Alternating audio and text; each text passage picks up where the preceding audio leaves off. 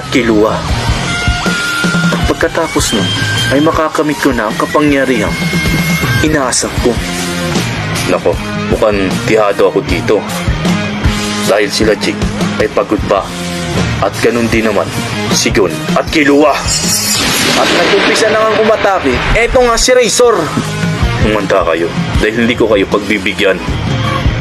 Habang nalalapit nga ang atake ni Razor, ay patuloy naman ang pagpapagaling ni Chrollo sa nabaling kamay ni Illumi. At ayun na nga, agad naman nakailag. Eto nga sila Illumi. Ngunit nakasunod naman agad dito si Razor. At napakalakas na suntok nga ang ginawa ni Razor dito na naman kay Illumi. Wala na nga siyang nagawa kundi ang salagi na lang dahil nga sa bilis na pangyayari.